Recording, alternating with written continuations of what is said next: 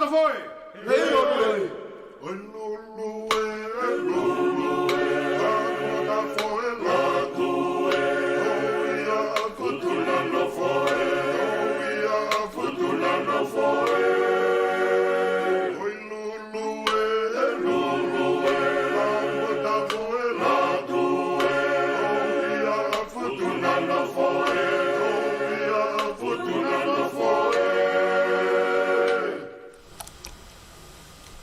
Whakatapu ki he tae haa mai. Whakatulau ke kakai tupu e whanua ko Kenipela ai haa nana wau. Whakatapu ke he tamasi i pili nisi kālau ni tupu au toa Ulungaanga moha a maafu.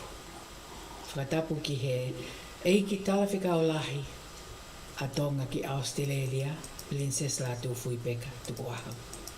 Ki hau eiki haa mataa pule kautaki lotu mo mautolu katoa o mo mea mai ki he Polokalama Mitiafaifio ai University lo au he pongpongi pule lulu aho wano e peleli wano wowa me loto Kenipela.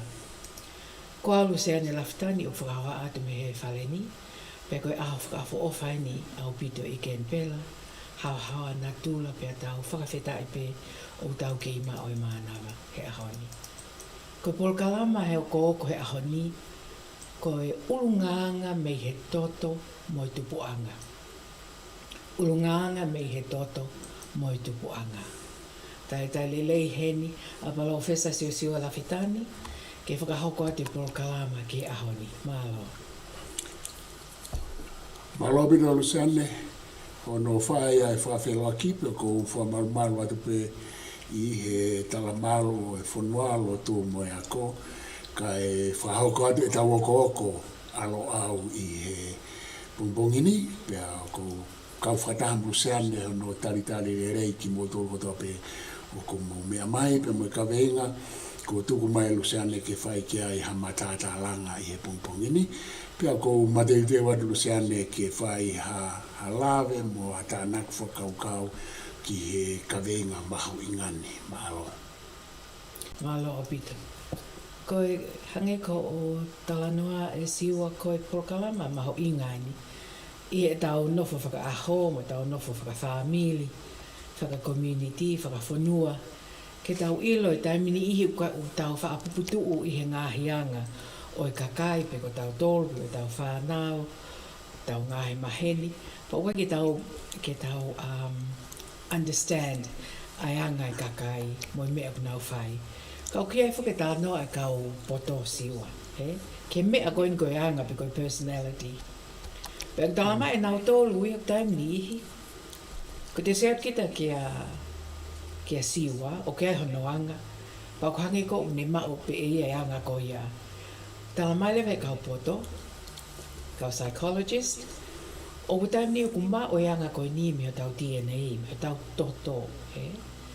O koe ke pehe ia ma o te fo i tupaka pe ki tae pa te ma o anga. O te mlawa ma o anga koe ni, lahe api te mea ko hau hifo he toto pe koe DNA.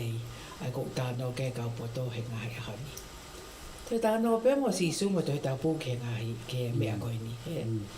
Pe au whakatokanga mai to he tau puke o te tau whai ha ngahi mea. O whakatatau ke ngāhi mea pe koe anga hala e tau whangata mai. He tau tea lahi tau tolu ia. Tau tea tau tolu o kea ngāhi vēsia si o ku ari tau tea e o tua o a o ki he generation hono wha. Masi. Ai o ku kawate ke whae koe ha mea. He kei ke tau tea i pe ho o tama. E tau tea e moene tama, pe moene tama, pe moene tama. Ai a koe mea koe nia koe me e ke tau manatu lahi ki ai ka paina ia mea na whai e te tā mai pe koe te kui pe koe te hea. Whainga ke tā ofi. O te nof pe ki tai he fo i whakamatala i DNA o pehe Luseane na pehe e ne kui mo e ne kui o laupa. I kai. E ha o tau te o tua, ha o e fu sort a democracia o pehe fo ki hok fo i ulu o whai e tau tea. No excuse, he? Koe te aurko la lahi, hangi koe tāno e kakai, tāno ai kau psychologist. E lawa pēr ke te pehe ki tamai ki whānau. O whaka ofa ki whānau koe mea koe nau tupu'anga. mai matu'a na nau o mei ai. Kai aura koe whanau o nau lalahi, pe nau matu'a tu'a, he kai lewa ke te oange ai excuse ko ia, pe koe uhinga ko ia. He ko os fuulahe ko os lava ke ni whai e ia, hangahe mea ke. O se lava ke ni hange whakatontonu hono hala. He kai ke pehe ai pe, o pehe pe alu se ane ko hinga koe i kai. I he e ko keisi i e lava ke pehe. Ka i e ko tupu'anga matu'a tu'a pe amo tu'a. O kai ke te maha excuse ia, pe mai o tu'a, te ohanga o punish koe, me he generation e wha, mea koe. Koe aria koe mamafa koe ai lau koe nea mea koe ni. E siwa pa koe mea koe na pehe ai koe. Maho inga a pita ki Tatalanga he a honi. Ki he anga, Ulungaanga, o ku lava hao he toto. O hao mo hono environment, hono tupu'anga, o faifio ia ai mo toto me o hao he toto. Ko ngao e lahe a tangata, ke whakalele ia. O ka pau koe mo o ni e, koe hao he toto, ta o silo e, koe ke hala DNA. Ia koe whakaukau koe Luseane o ku i kai peke ngata he DNA, kai hange koe takawe i ngā, pia mo e tau ilo whakatonga o ku hao he toto. Hange koe whakarea ku ke o se hanga o whora loa mai. Pia koe hao koe ai Ulungaanga whe. Koe whehui pēu tatanaki kia. O ku hao ai Ulungaanga lelei, mo Ulungaanga komi, i e tau whamau whalotu pe whamona re, i e toto. Pea koe mea re waia koe, ko hange koe ves whola koe na ke hanga o mai. O ku uhinga ia, ko ngaahi tono no, pe ko ngaahi anga tae wheunga nei whai e hetau. Ai koe Ulungaanga komi. E tō mai rewa a hono mama wha, pe ko hono nunu a, pe ko hono tautea, ki he tō tangata taha ua tōru wha hange ko whamata. Ka kui ai mai Ulungaanga lelei ko hao he toto, pe ko hao he DNA. Os whamoni, koe ke te aine ke tau toi pehe o ku whawhehu ia pe mooni, kai mooni he tau ilo tu whahalo mooni he DNA. Ka koe mea kou o ku mawahe wahe atoa, ka whawho ke atu e Luseane. Iyo, hange ko o Talanoa, o ku hao e mea keke he DNA, Lava ke hao ai maha ke whakatupu, ko hao ai langa ulu ai whaeia a mele. Ai o te maupe ia mea koe apa koe ngahi maha ke po me DNA, genetic. O tau sio koe hangi ka pate tau ke tau whakakau ke whanki i whanau na tuk whaele i mai. O whaele mai na tuk nau, tau whakalongalongo pe, nau toki whi maupe he nau mea kai ko nau toki tangi. O te ke asi e me ea koe koe anga pe koe personality, he ki vale koe. O ku toki tupu hake pa toki asi mai whanki i traits, whangaki i anga mo e whangi i mea. Ko uhinga koe wheitu utupu hake ai. Ko uhinga koe whamili utupu hake ai. Koe kolo utupu hake ai. Koe whanua o utupu hake ai. Ka toi ngā he mea koe ni whakatahia mo DNA genetics. Hanga lewe o whao ki fo i individual koe ni he ne tupu hake. Ke kehe pe tatau moata. He whamili. Pe koe community. E tau mana peke ke mātua, pe mai. Mas koe hoko te ena ki a mea. Koe se atu kene mea whai, koe mea pe tangata e kina e whai. Mea pe whine e kina e whai. Koe na upehe pe moia. Whanki i mea ea kōku taim lihi te ongo i fie. Whakatatau kita ki te kui pe koe te ha. Taim lihi te mamahi whakatatau kita ki te kui na ia hea noanga. Ka aku pao pe, koe me aia na tau tupu hake, pe tau i roi. He tau tupu hake tonga, ai mea koe tuku whakaholo, moi hao e mea tuku whakaholo. Tui au pito ai tau community ki ai. Pe na ilo lahi ange tau tore kau sae nisi. He na keke tue kau sae nisi, he tau e uongo fulu ki mua, o ku lava o hao e personality, u mea koe ia he DNA. Toki mau mai he taimin. Nai o si ilo e pehe tau matu'a, moi whangakui i tonga. O hao e mea koe ia hei toto. Io, koe whita wake pēr ceremony, koe whoke mea, koe whakaukau e ta, koe whanki Ulungaanga, pe koe whanki to'onga, ie sino. Tuku kehe whanki Ulungaanga ia whaka mōlai, aia oku haulo hange koe ni. Koe kapau koe te tangata ai kipa koe te kuina na ai hano. Mahalo no whapapalangi koe habits, he? Ki ai hano whanki habit, pe kono whanki Ulungaanga pia naia koe sa ia mau pe ia i he pehe i hono nima, he? Koe ne tangutu pe ko pehe kok whatata i he mea kok hau koe whakaisino, he? Kei hau pehe toto mo tiene. Aia koe ne tangutu pe koe tangata e ki ka pau koe ne te kui. He, angeu pehe, pea koe ki happy patuk. Pea kia ia pe mate ia. Pea whaere, pea tupu hake au ia koe mokopuna. Pe ko haku tahine po au tamasi, ai koe mokopuna ua ia, mokopuna urakia. Pea whaere me koe au ia, tupu hake pe au ia, na kei usiu au ia tangata eiki. Ka ua kānoa ke whanki happy, whanki Ulungaanga pehe aisina. Aia, aho ware pēku se o manga matu'a ko toko pe au ia. Pehe, he? Aia ko ne hao, ko mau ia me. Na e whai e kukui e mea tatau, pea mahalo na e toi whai e ne tamai pe koe ne kui. Koe whanki Ulungaanga ia e tō onga ho tau sino, o ku hao mo ia he toto mo DNA. Pea ke he rewa ai mea ia koe pehe. Ka koe kukui a koe ne whape. Si, ai mo whakakau, hange kou ne ngāwe aki mau e lea koe. Ai mo whakakau, pe kalo no ulu. Ora pe ko tupu hake au ia, ora pe ku seo mai ko matu'a koe.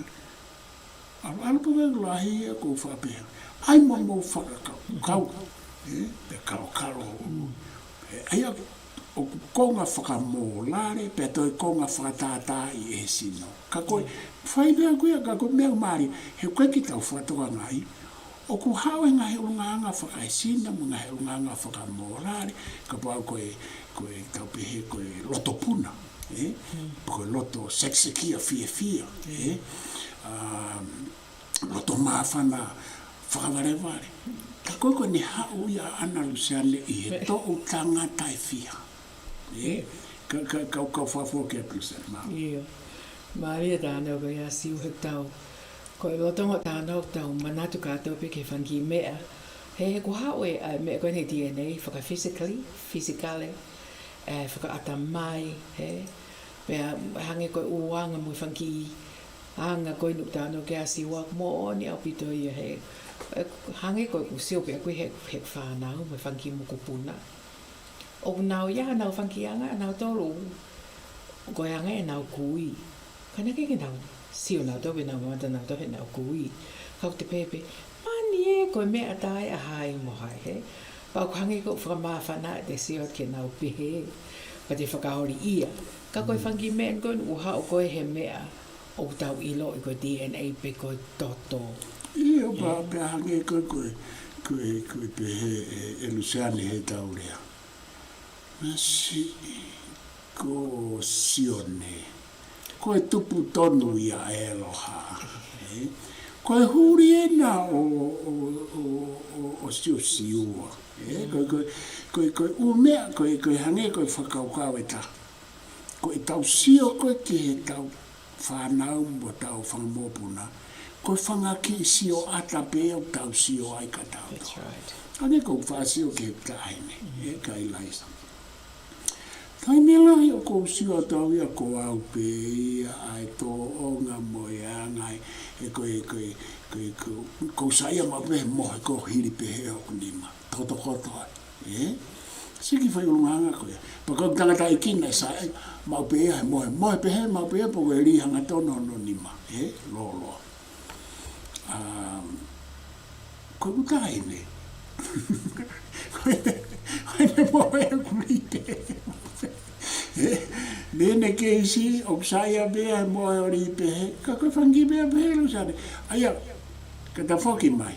Koe anga e tō o ngā whakae sino, whakae ata mai hange ko to e tānaki mai koe whakae loto, whakae ata mai, whakae sino, o ka atoa he DNA, he hau he toto.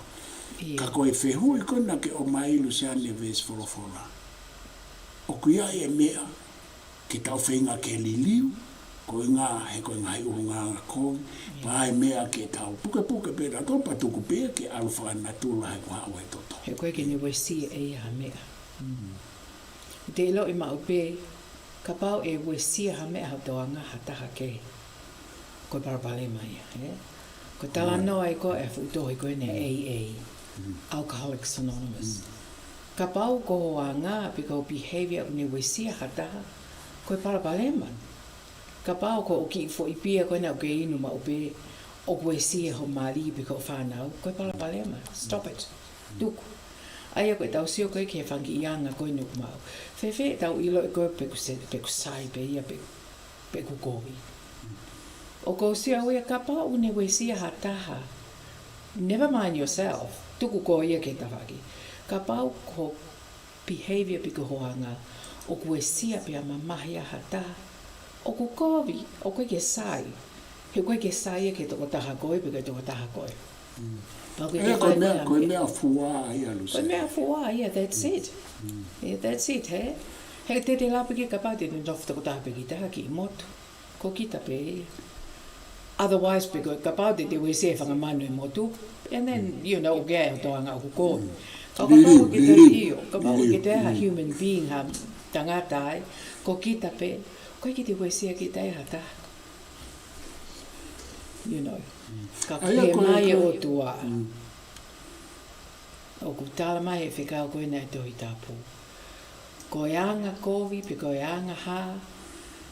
Kia te ao, mai kakai. Te o visit upon you. Te o ara tuau mo e tau tea. Pai kai ko koe pe. Generation eli e wha. Tō tangata e wha e tau tea i. Koe me e koe ni e siua koe fu tau tea whakaili fia au pito. Aia koe pe mai, aia koe pe mai o tua. Te tau lava o li liu ho tauanga, o koe koe pe mai ke tau o whaiha mea koe ki tau lava. He knows o ku lava ke li liu e mea koe ia. Pe o tau ilo e tau tō koe choice, koe te fili.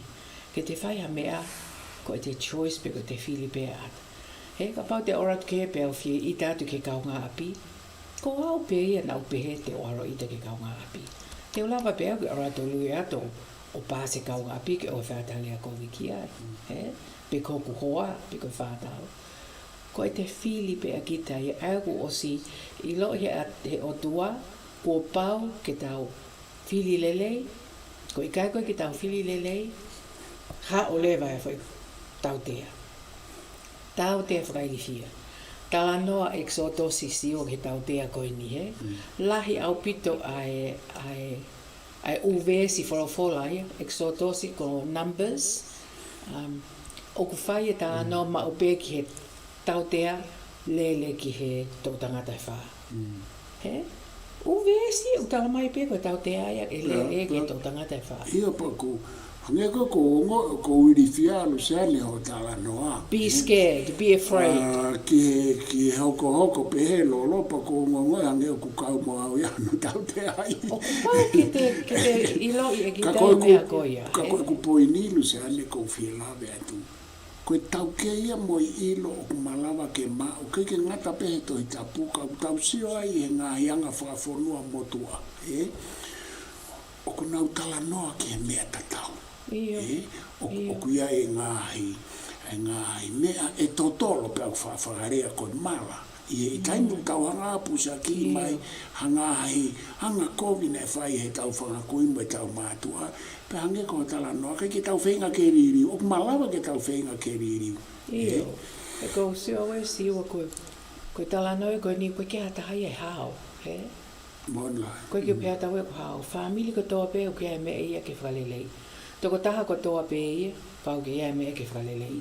Koe me e ko utau sio whaka aho ai, pia tā noa mai kau poto, tā noa mai to he tapu, ke tau sivi e tau mui, whakaaho, Koe ke bebea o, koe anga lele koe nie e sa ia ke o lele ake fo I mahina e taha. Doesn't work like that. Aho ko toa pe pau ke te sivi ki te mo ui, ke liliu e mea uton ke liliu. He ku tau ulia o ke tau pehe pe koe, o wanga lele he tai mini. Koe te hoet po koe ki tu ako hoka mea ku ngalo ia. Ngalo anga lele ia, Te ta whaka ki ta whaka po uri ki a sione pe mo hai fua. Ngalo e fo anga lele ia koe na te a ke moia whai te ki lotu pong pong. O se ngalo e fo lele ia.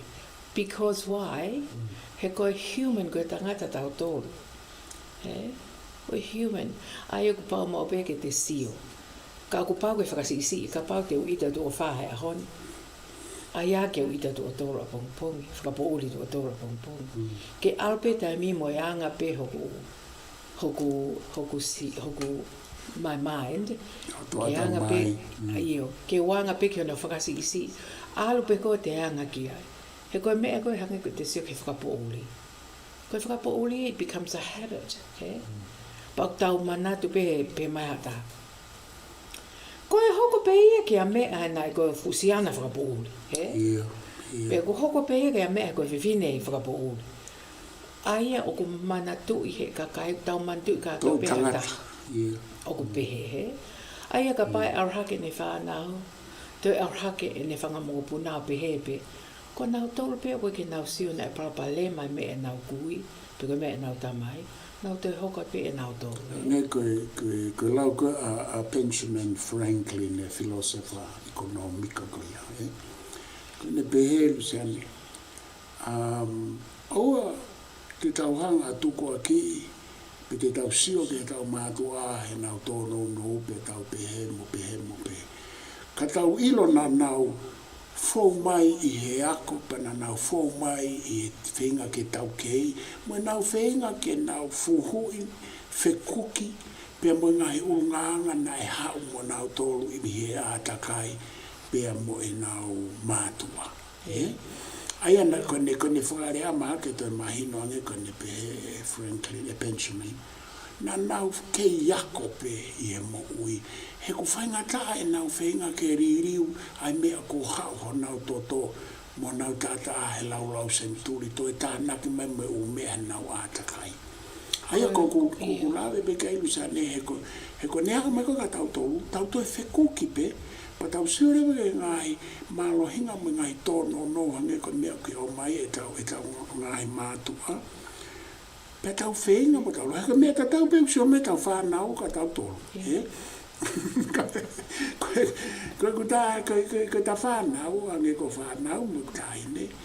Ko ta whanau o ku nau, o wale pe ku nau tala no mo nau tolu ki he e ta ngāhi tōno no wa tau whahi. Pe o ko sa ia fo ke oi he mea koe asi o ko sa ia ke ta ano mai e whanau ha mea ku nau whaingata ia ai. Koe me e o ko sa ia ui ai. Neonga na kei ki ta lawe tau tohi tau tupa kei ki ta pēti a mātua. O kei o sa i ke te lawa ke pēti a mātua. Actually, o kei o sa ia hoa ngahe a honi he. Tau ilo e tau tau me e hokooko ka pau te lea pēti ke te mātua. Ka koe ki whanau, o ko whenga mau pē pia Tatalanga mau pē ka nau tolu. Nā mōsio ke ko parenting skills, ke no hake mō tolu. Mō whenga mō tolu ia, mō ilo e mea nau whihalaki ai. Mō whenga mō tolu ke si iangi hau mō whihalaki. He e iai pē whihalaki he, koe mea koe ke tau ilo I, ke nau mahu inga ia pia nau mahi inoi. O ku tau human being, tau tangata katoa, hange koe lea tangata koe.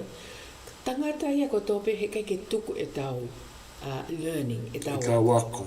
O te tuku pe e tau tōki luo, he? Ia pa ku mo oni lewa ngai ako naki, onge koe la tala noa koe aso wala tesi e Luseane pe aku ako naki pe he e tau tuku whaholo whatonga, koe ngai siulai se. Ke tau hanga mau pe o sivi whaka ahau e tau mo ui. Kau toi maari, pe au tala noa ke asi su. Kau toi maari e koe pe he e so wala tesi. Koe mo ui koe ta e sivi. Koe mo ui ia, o kui kai mahu inga e, mo ui tai aonga ia, pa kai mahu inga ia ke mo ui. Se ange malolo, ai mamafa ko e me hanga fa mamafa mai he ko whakaukoa ke Luseane ko tau hanga o sivi ki tautolu ko mea whaingata a ia siwa ia siwa tu ke tala mai koini ke tau sivi e tau mo ui me a whaingata ai he kupau ke te do it with great honesty ko sivi ia e te mo ui a ki tai he kai tupe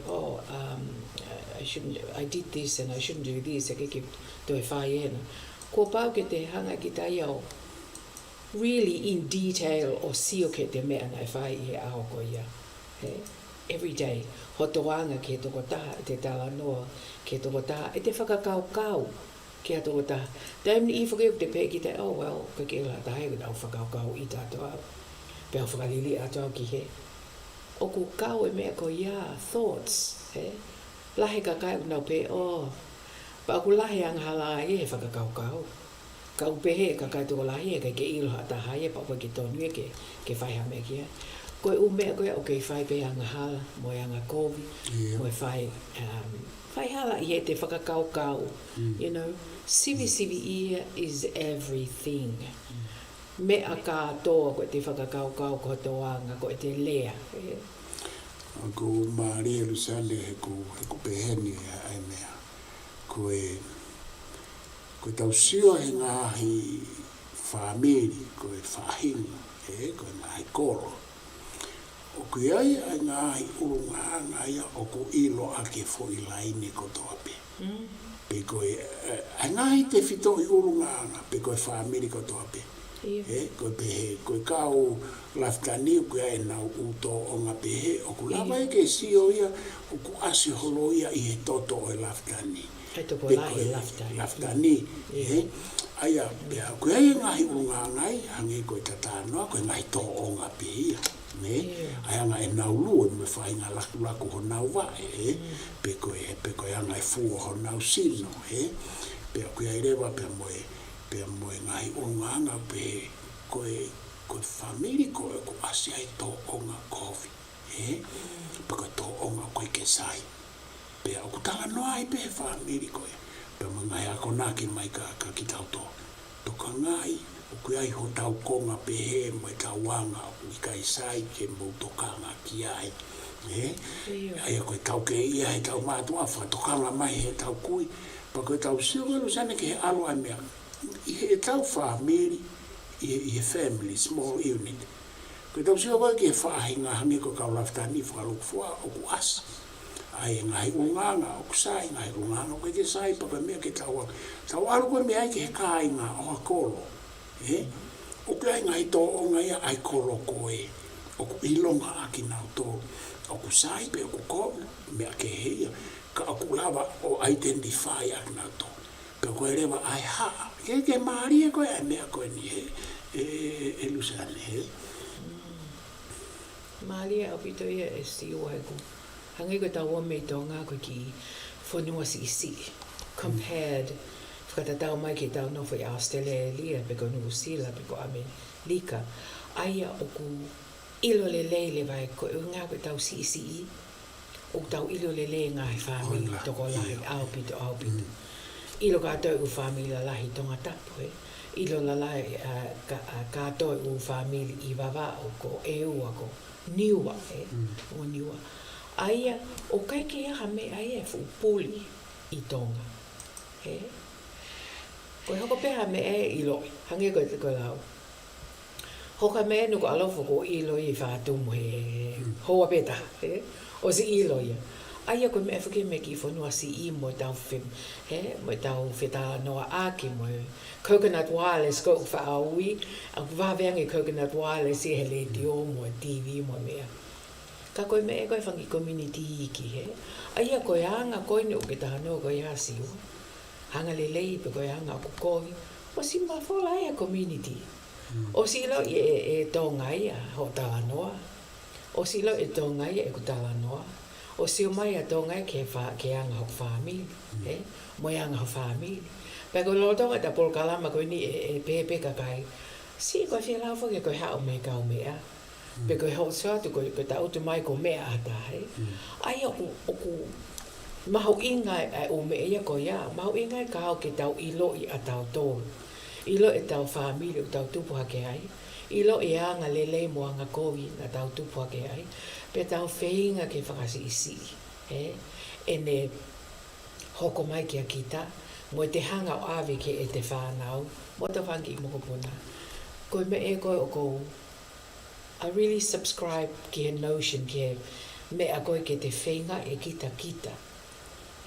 Tuku nā e ato haia mo hai. Whainga e pe e kita ke ki iaha mea ku ki sia apea ki lelei. Ko ngā ke te lava o atu. Ko te tupa ke te whanau. Ki manifi hifo. Iyo. Oku nā nofa pio sio I kita. Ko e ko whanki I mokopuna. Oku nā womi kene. Oku nā I whale tai min. Pa koe nau ta otu koe. Oku ia o nau whanki ia o nau tō ko sio tu ko pe. Oh my goodness. Ko sio atu koe anga pe o ku he tau ko ku I tai pe wanga ko viataha. Pe koe anga pe e nau kui. Pe koe anga pe e nau matu'a. Pau te siot ke te whanau, ko taim ko wanga kovia e whanau, ko siot li leipe, ko au pe. Aia, ka u te whenga ma u pe ke whakasi isi. Ko he ngā baby, one day ku kamata ke ngāli ana tau, oh that's Nana. Ke nau pepe, oh of course it's Nana, ka tuku nau wha pe, ko ite ita ko Nana, he? Ke ki iyo. Ko mōni lahi, pa ko whitāna kia te mea koni, ko tawata mai, o ku tokoni ia ki ne hanga o siri I rerei. Ai o mea kou tatano, ai Ulungaanga ke tuku, mo Ulungaanga ke te puke. Ai a ka pau he kai ke te tokanga ke mo I rerei mo māmaange o toata mai ke tokoni. Koe mea ia ta au tau whakahu mai e a ko Luseane. Koe mea ta ha Luseane koe ngāhi ako nak whakamolare mo I whakalotu. O nau tokoni ako nak whakamolare mo I whakalotu. Ke nau tokoni mai ke whakasisi. Koe tau wat koe ke toi tapu o whakaawa hake. Ka tau hanga o lau.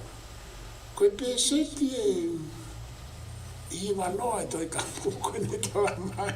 Ke tuku pe whai pe whakatokanga mai ke neongo. Koe ne mea nau whawhikawa kia ke o tua mo I tangata mo ha. Pe te kai ke te whai au te aluki he. Ka koe ku po ini mahu inga o ku iai ngāhi tokoni ai. I ata mai I ta whaakwhakaako pea moe mea whakamolare moe mea whakalotu. Ke whai aki e tokonia ki tau ke tau sili e tau runga. Ka pana matolu pehe ai anga lele e tau mātua. Tau toi whenga ke ai ke matolu ang. Ka pana matolu pehe ai tau no e tau mātua. Koe ngahi Ulungaanga nai hao mei mua. Tau whenga tau ke ki manifia. Au pito. He kuhange ko o whi pika pa upoi ni koe ka pa ke ako. Mau inga opito e ako he tau sio. Mau inga opito ke ako he tau whanau. Ki he mea kou nau whie mau. Pea ka pau o ku ngata pe te ako he koe ke ha mea e kovi ai. Ka koe ka pau e lava ai ako o tokoni ke liliu ai a ngā. Koe ngā he tene lava understand whakata mai. O ku iai ai lava ai atamai o liliu, tau sio whakasai korosia, au sai. Ka kutoi kau pe a ko ia e kakai a ko ia he anga kovi. Mo kai ke nau lava e nau tori I he nau wako he tau e whiha. O Ma'a toke tā hafu o palofesa. O ku tau ke ila pita tau ke anga kovi pe kakai a koe ni. Ai a koe anga koe ni, hange koe anga kovi siwa. A choice, koe te whili, pe a kita ia. Doesn't matter how much you know, te ilo ki tā au ki he kātoa ilo a māmani o lahi au pito. Ka oka pāti te kei lapa pe ki tā whili ke te anga lelei pe te anga kovi. Koe fo I cruxi a koe mea koe ni. I he kusio ia aku, koe toko taha a koa. Ka koe kusio a aku ia. E lapa pe ke te ilo ki te mea kātoa whakata mai. Ka ke ki te ilo. Pe te whiwhai me whakamolale. Koe whakamolale, moe anga lele, moe anga mau, mo mea koe ia. Whili pe ia ata. Kai ki hao hatahi o pe mai ka te au, ko o si a koa uia pa te uilo e o mea koe na. Pea koe ki utoi lava, koe ki toi ai ke liliu ha mea ai he kou poto. No. Ko lea pe mai koe ka au, ko uilo ia ko koe ko. si au pito ile au ia ke anga lele I mo anga mao. Io ko hinga ko kai Luseane he ka pau he kai ke poua whaka age ko lotu me mōlare. Ka pau ke tau ilo u te whito I mea ko ia ke tokoni ke whai a ke tau sili. Ka pau he kai ke māma a hoto atamai. Pako ku hinga o kuiai ai ako, pe koe hae whainga uhinga ai ako kai malawa ke te māma ke whai aki e te CV. Ai o ko uhinga pe. Koe mea ke he whokia ka pao o kuhanga he tangata ako ia ngā aue hala aki e ne mea CV ko ia. Ka koutui koe hange koe tānoa ka so la te si, nane pehe.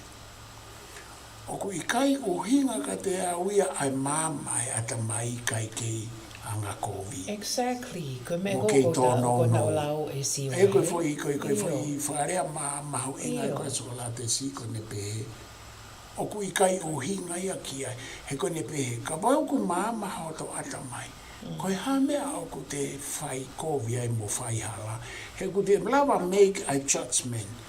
O te lawa whai whakaata mai. Ai sivi. Ai koe poini a koe ko uhinga ki ai he. Ka kukaku e maoni ko ia. Lai ka wā ko ia. Ka koe whetana ka whaas. E koe hange ko tāna o soka la te si. Nea ngō māma ata mai. Koe ke pehe ia te ke lawa e ko ia o pehe, o lelei he. He pau ke choose.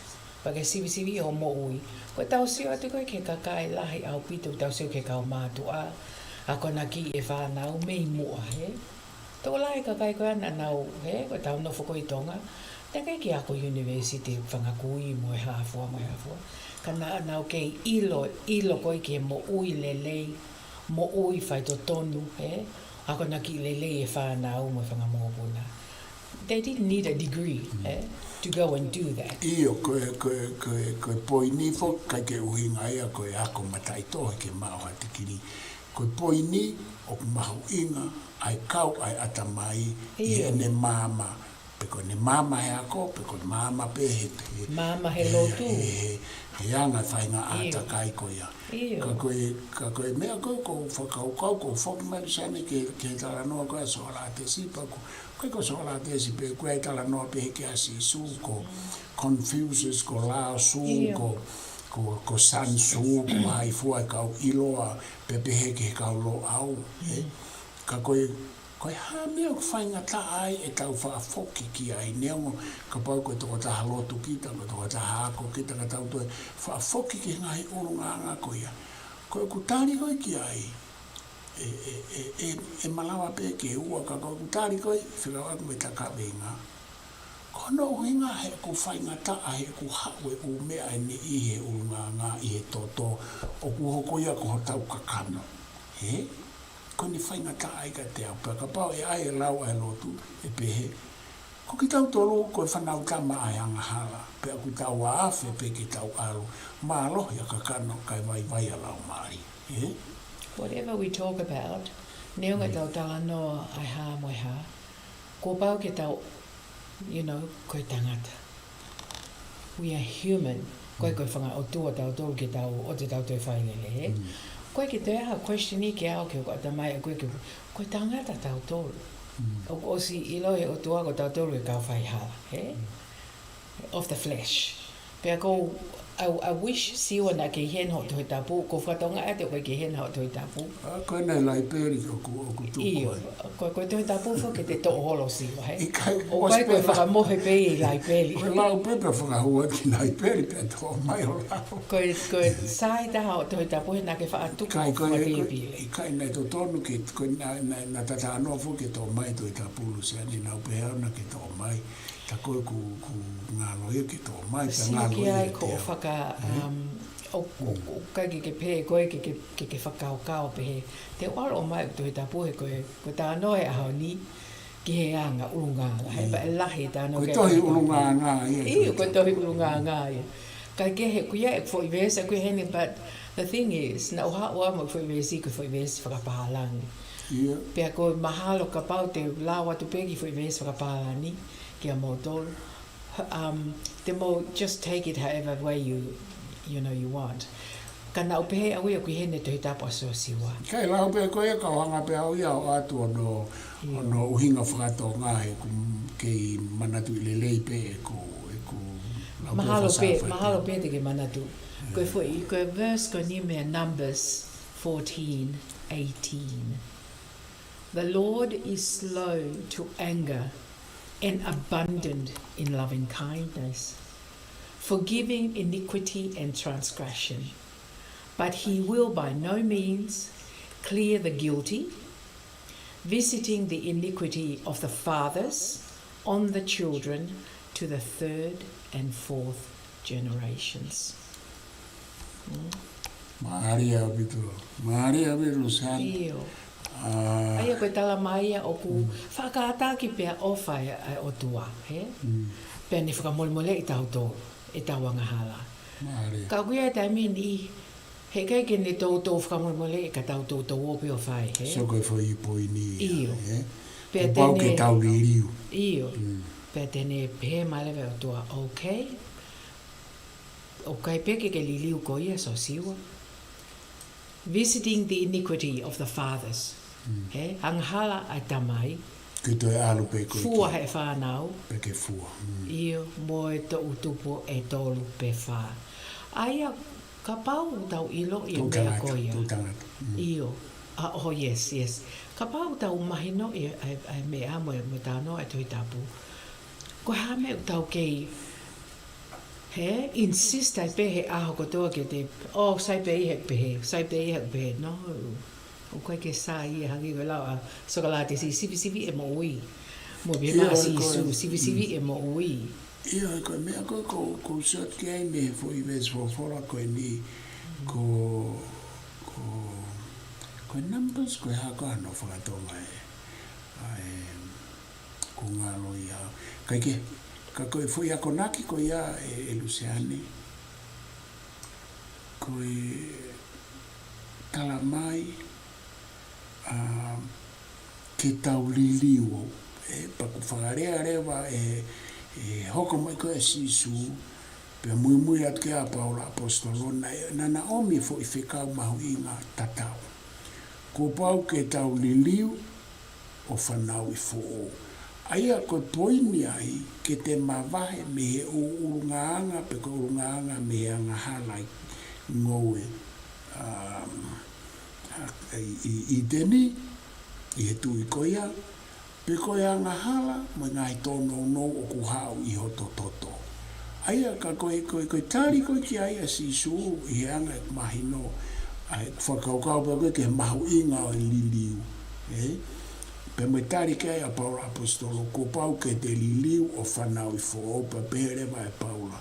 He oskono ta ai hala ki Damascus. Iawe ko hoko koe whanau i fo o makalaisi. Na ku pōpula ki loma ni afi ko pōpula ki a kalaisi ka kou tawata aina ai he taimita tau. Ai ko lawe pe koe Luseane ki he mamafa ai pau ke tau whainga ke liliu. Pe koe whanau i fo, pe koe whakatau mala koe umea kou o uhinga e pau toi kau at fukia ki he alu koe e whakaukau ki tau alu ki he wani. Ka kou tānoa pe akuia tuki hata he wani. Tānoa pe akuia ki he mea koe ki whakasisi e Ulungaanga ka pau ku hau he toto. Iyo. Pea neo o ku hau he to tangata e whiha. Kau hange koe ku tuia a ku te lava pe o liliu. Ai o mea, te lava pe o whetongi e o mea o te whai. Ke koe choice, koe te whili pea ata ke te pehe. Te whili ke wanga lele he ahon, pe te wanga kovi he ahon. Te whili ke walo wanga kovi ko hoa, pe te wanga lele, pe te whakataki. Koe fo i whili pea whatever, ka pao te whakakoa ke te whai ha mea o kuhala, pe o kovi. Koe te fo i whili pe, te lele te hala te whili ke te aie, pe te whaie, pe te whatever. I still ko tui lahi pe awea koe choice i he te life ke te whaie mea lele, pe te whaie ha mea o kai ke lele. Neong o ku hao e he kou DNA, ka teo pehe. O ku hao e mea hok DNA, ka teo whenga ke whakasisi e ne impact Ia te Ia ao. koe tai mea ko ku huma koe ke te whainga. Pea te liliu pa koe hāno whahinga whakarea. Ma upe, ma He koe, upe. he koe no mālohi e mea koe ni Luseane oku toe tala noa pe ki ai kau whaitotolo, ai ne mālohi koe tai mou nofo ai koe i o tau toto. He koe foi whaingata, he kai lawai au alu. No. Ka ko kita lewa te hange koe tala noa koe himea moritoni. Omi ha konse nisi ke hange hata mai mata ke ukalo si o ka lawe ha me i angahara. Absolutely. Ko mahuinga ia ai he koe ngahi ako naki a koe e lawa ke ni sili a kitautolu me he ngahi tono no o ku hao ho tau atakai.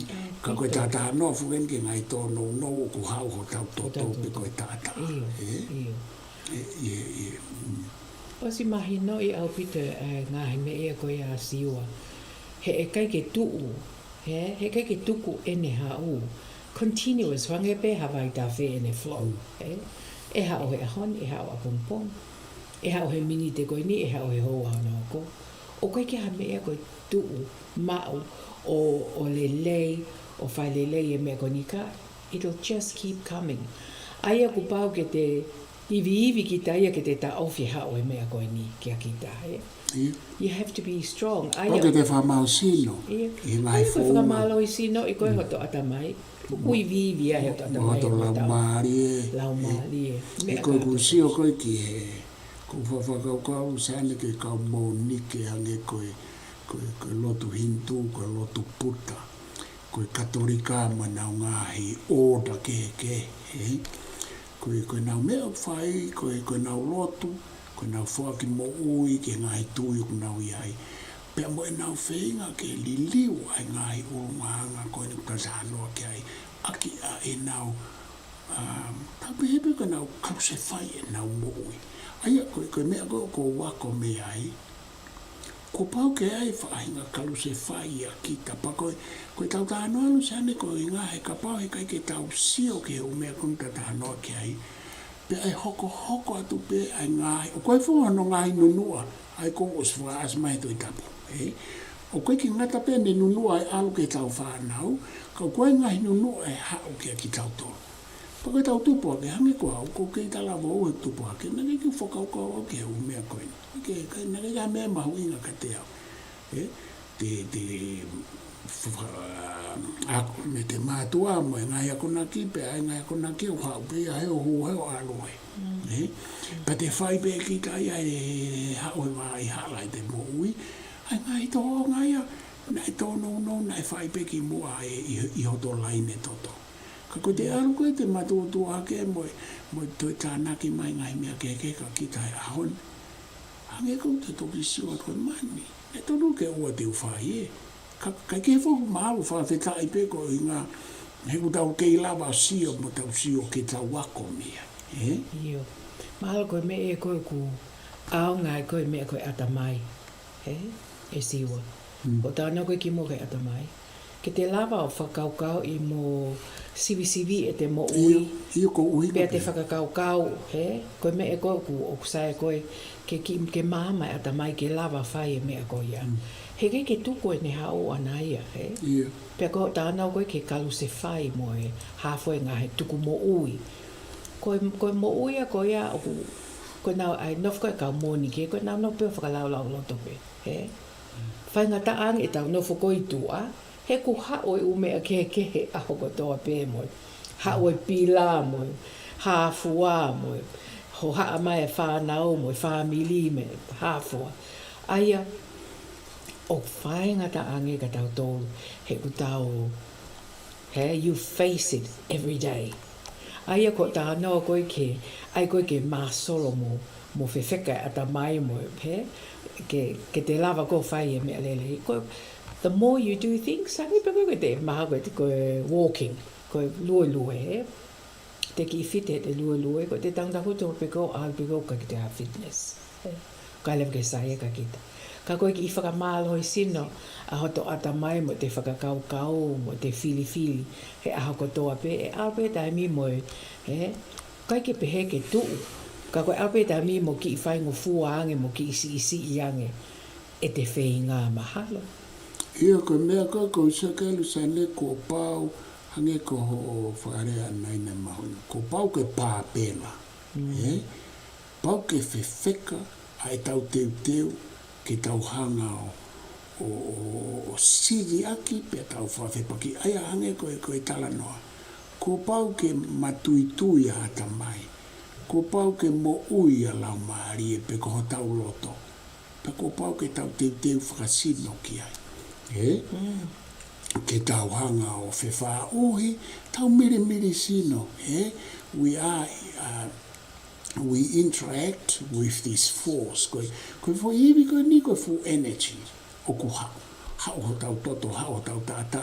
Pea te toi tupu hake o ako mehe kau ngā tangata moe hā, moe kau ngā mea moe ako mehe mo ui o e ahoni moe ngāhi. Sio TV moe hā fua. Kau kātoa mai ko ia. O to tonu lewa ke tau toe aange.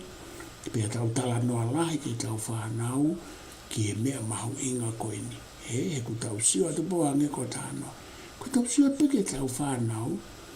Ko tau ni ko na Ulungaanga kovi ai tamu mo ki nau tō. Te sio tu piki tai ko hoto Ulungaanga pia o kita. He? Oia ue pau hanga ke he rewa kui. Oia ue ko au pe ia ko kita peu te ilo rei, kita pa te ilo rei e te whanau. Ka ko tūru sana e toi ta mini te hewa ko whawhokiatu sai pe ku kau tātai e tā taiwa. He koe mea ko sioa ki ai. Koe mea ia koe ni he ke tu uia ai toto hao koe ngāhi. Ngāhi whili mo ngāhi mea i māmani ki a kita he aho ko toa pe. Mini te mo hoa ko toa pe. Ko pau ke te ki pāpela he. Whakaata mai, whakasino. Whakalau mālie. Faith. A ia ke whewheka au pito. He koe ngāhi mea koe ni ukhange he koe ha te teu sōtia he. Tō e te hā mo te hā. Aia ko pau ke te ki wheka ki te heke te lava o cope mo mea koe nuku hau he aho ke aho. And in that way, e lava lewa ke tau ki I māma alohi angi. E ka pai ki o no whauia te tuko mea koe ni o ke sai. Kau pehe ai pe au ia. Alo e pe mo e vai ai pe au ia he anga kovi mo e whai e mea koe ke toto nu. O pango ia katoa māmani ai. Ka koe te whenga koe mo te o tau mantu ma pe tau sia kata. Si tangata māo mo ni tangata koe. Koe whiwhine tō atu mono noanga. Hau mau pe willing to help. Tau ilo e katoa these people I he tau life, mo tau community. Koe ke oku nau struggle mo nau tolu ke nau pehe. He nau choose ai ako toa pehe ke nau anga pehe ai. And you can be, I can be. Ko tāno he aha ni ko tāno pe koe ki aho. Hange koe hea ko ki self-talk pe ako ke u. Whenga lahi au pito. He ku lahi au pito me he te mo ui mao pe ke whakalelei. Ia pa koe ako naki mahu inga ia a kau poto e ngāi civilization Luseane. O mau taha ai.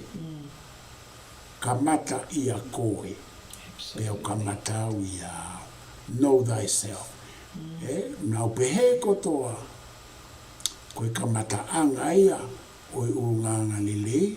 Koe kamataanga ia e poto.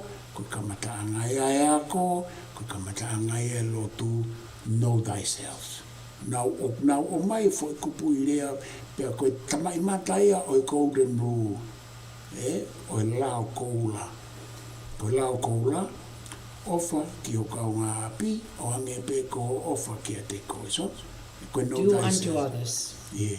Do unto others what you would them do unto you. Koe kono tamai mata ke tau know thyself ke tau ilo I tau tō. Aia hange ko mui pēr Luseane ke omi a maha koe mea ia o ku omi ke a whangatuko a ke ta Polokalama ko hofo I whakarea koe ko pau ke te ilo I mo te kamata I a kita. Pea kou tui koe foi kupuirea koe a sisu maari e. Koe tau whenga ke tau hanga to'o ai malamalai a kau. Maari au pita. Mea kita. Me hoto mata. ki mua pa te ala. Pa te ala. Pa koe tau palo pare maia is also our problem at the same token. E koe tau palo pare ma, o kai ke loto hata ke to'o malamala e kau hona mata pa ko ai ko malamala e kau ko ia ko hosio ki ho toto. Koe hae nau ngai tō no. Whenga ke liriu ia petuku. Sio ke nau ngai lava mea, ke nau ngai mālohinga. Puke hafufula ia. Pa te sio ke mea na te ako mai i atakai. Ke mea e tuku'anga mo mea ke puke. He ka pau te tau whenga kotoa kia e tokoni le Luseane kia kitautolu whakaluku fua e whaainga e tangata. O koe ko ha mea pehe, ka wange ungari ongo malanga ai kutano. Ka te whakawhau kia tuka. Ka koe mea Whaasi mai Luseane ka ataki. Ke mea ko self-responsibility, he? Ko kita peia kia kita. Ka ki te hao hata hai au whakalelei e te mo ui ko kita peia, he? He koe taimpia ko ko siota ko pea si. Mea whakahela mo ni ko mea le ia.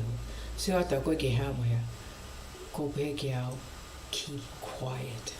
Longo mua koe o. Look at yourself, he? He koe taimpia ko tau sio ai koe ki tu'au. He hange koe lau atu i tapu, sio atu ke malamala e kau atu ko taha koe. O te tangutu kita mo i fu fefie hoto mata, he? Koe ki te ilo e kita. Te sio atu kita e ke uri mai e, hange koe tala noa e taha, kita anō whakaolipe. Sio atu, tangutu e ko fefine whaena i puti. Whaena ki puti. Sio atu fefine ke fō ai kau ngā api tau mai. Peange fefine taha. Mani e sio atu ke fō koe. Hene liko, he? Tu lewa fefine taha peange ai. E ana. Koho mata pā o ku liko. Ka pāne fufulo si o ataho Windows. Ku maa pē fō i kau ngā api, he? Maari.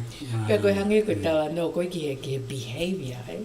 Tau manat siwa ke ki i poto mo ki i what's that little insect that you are? What do you call it? Sikopio. Sikopio mo ki poto ko yung ki kaume alele. Fi are sikopio ke tawake taha o river o ki vaitafe. Ko le ngaleva ke ki hekat mua he poto kakao ki poto heka pe sikopio no tua. Kakao. Ko nea o pe ko ki mea ko huhu i sikopio ai ki poto o mate. Kai la koe ki poto he ne mate. Why did you do that? Pehe whai sikopio ia. I he na ngoto. E na mate whakatawho. It's within my nature. I can't help myself. Ai pau ki o te tau whakakau hangi koe Scorpio. Pe koe Scorpio. Hangi ka tēnā puna Scorpio ia hao. Kai ke. Owa pena na mate loa. You know. E kuanga kovi apita ki Scorpio. Kai ke he koe Scorpion ia mo. E yet I'm tau pehe, oh, I can't help myself. Kai ki o lava au liliu. O ko pehe pe au ia. Ko e so irresponsible mo oni. Ai tai uhinga apite fo i me e koe. Ka pai te ke pehe ki ata. Kai ki o lava au na pehe ko mea mo e ko matu'a mo e ko koi. Te hange pe koe ko kolea ki au keep quiet. Aro whenga he te ke lava pe ko ia. He ka ika ia ko toko lahi ia te ke hanga impact mo ke effect i ho mo ui. Kai ke he ko ia pe e siu malo au pito mo mea mai he pongpongi ni o whapena ngolelea te Polokalama pe mo tauhilelei tokanga tauhilelei au pito ko ngaahi ahoin ki tauhilelei pe mo tau na fuma o whalaheka dik mo tau koto. Malo pito mo mea mai ka mo mea ma o whalai atu ke te motoro whatawange pe na e aonga atu ai Polokalama mawhai pe a ko whamalo ka Luseane ko e tahaini e ngaahi Polokalama no te teu mai ka wingan mo ngai ngai whakaukau ke ma Tatalanga atu ai ka ma o whalai atu ke te motoro ko e tau Polokalama whaosi ki he ahoni ko kolo whakaanga e whare a matapure pea mo hamafu pe me Ma'ananga tonga te ma Polokalama atu i he taha pea mo e tala e whonua malo kamumea